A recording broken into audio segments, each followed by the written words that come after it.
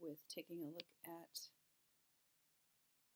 our PowerPoint here on the executive branch. The first thing we're going to do is watch this video from Discovery Education as a way to review all the things that you will be reading about momentarily.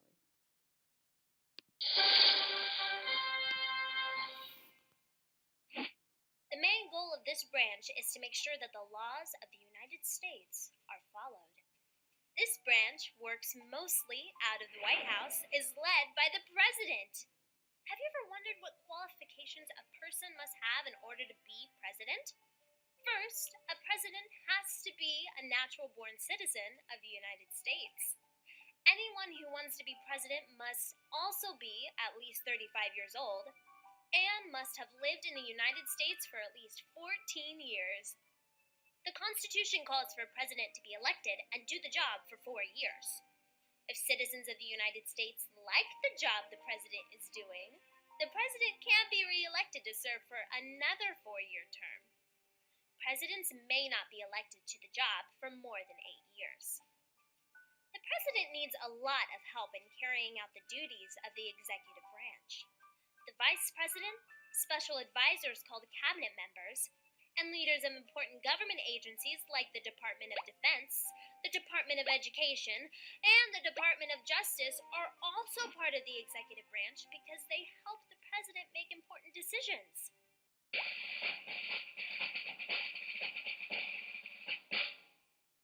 First, the president acts as the commander-in-chief for the armed services and has the power to sign or veto bills from Congress.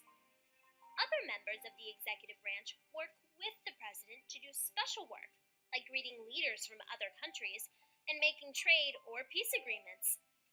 Making sure that the laws of the United States are followed is a huge job.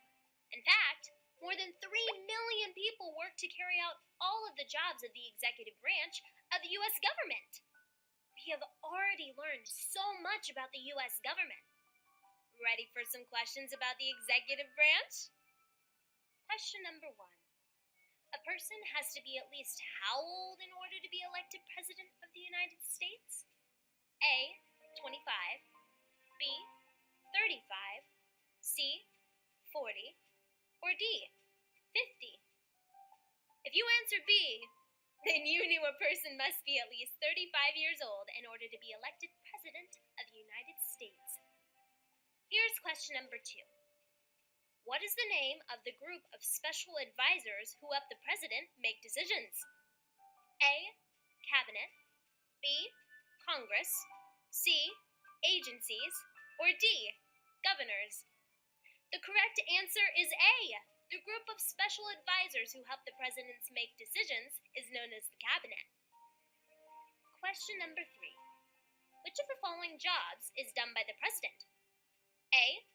Commander of the Armed Forces, B. Introduce bills, C. Approve or reject agreements with other countries, or D. B and C? The correct answer is A. The president is the commander of the armed forces. Are you ready to learn more? So now we know about the people and duties of the legislative and executive branches of the U.S. government. Let's learn about the third branch, known as the judicial branch. Okay, we're going to save that, of course, for another lesson. So now we're going to go back to our book, We the People, and this is lesson 14, which is found on page 109 of the book, and you will be answering questions about this section after I finish reading it.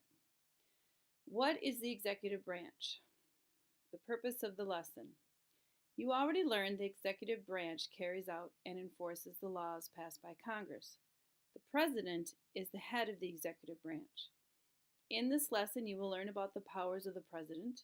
You will also learn how Congress can check the powers of the president. When you have finished this lesson, you should be able to describe how the executive branch is organized. You should be able to identify the powers of this branch. You should also be able to explain some of the limits on its power. page 110. How did the framers create the executive branch? The executive branch of our government carries out and enforces the laws passed by Congress. For example, Congress might pass a law to build a highway across the country. The executive branch has to carry out the law. The President of the United States is the head of the executive branch. The framers had many discussions about how much power to give to the President. They did not want to make the executive branch too weak or too strong. The framers wanted to do two things. They wanted to give the President enough power to carry out and enforce the laws, but they did not want to give the President too much power.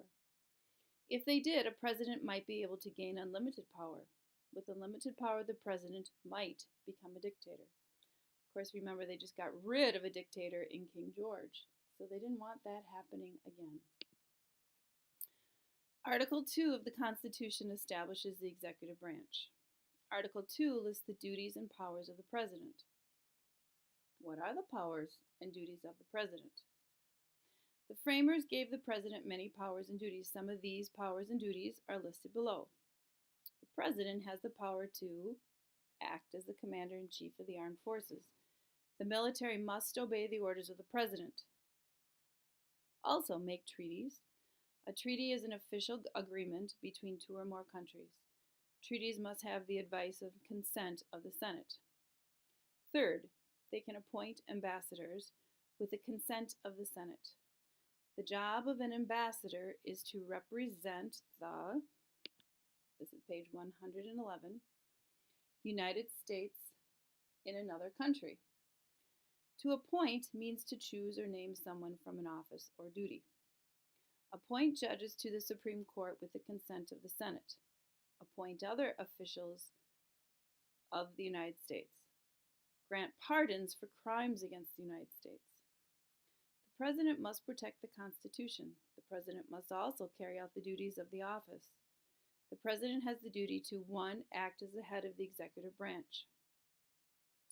There are many departments or offices within the executive branch. The President must make sure that these departments carry out and enforce the laws, suggest laws and policies. The President may ask the Congress to pass certain laws. Every year, the President prepares a budget. The budget is a plan for how to spend the nation's money. The budget goes to Congress for approval. They also need to set policy for dealing with other countries in the world. The President is responsible for dealing with other countries. This is page 112. How does the Constitution limit the powers of the President?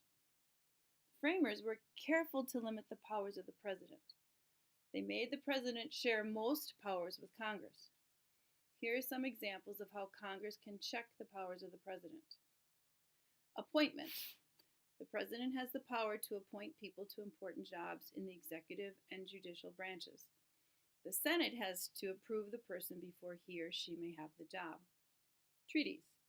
The Senate must approve any treaty agreed to by the President before it can take effect.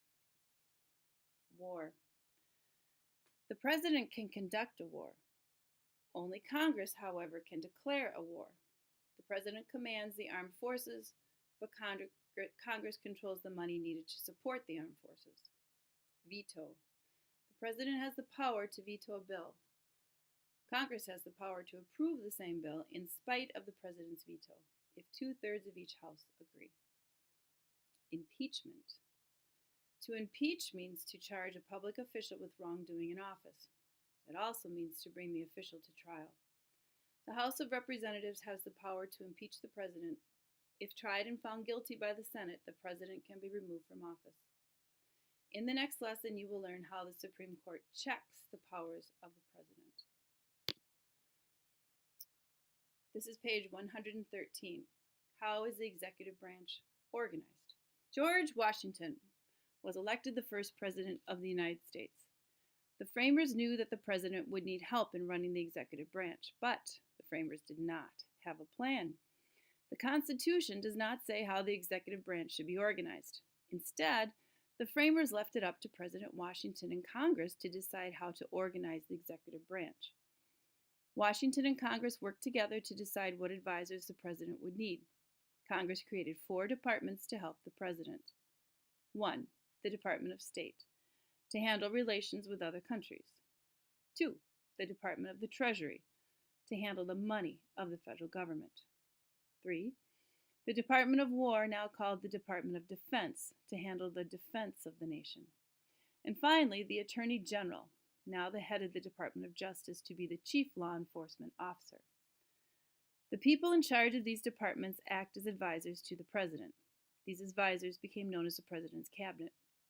The cabinet now includes the vice president and the heads of 15 executive departments. Now, that concludes Lesson 14 from We the People. Your job right now is to fill out the section of your activity packet that is about the executive branch. Thanks for working hard, everybody.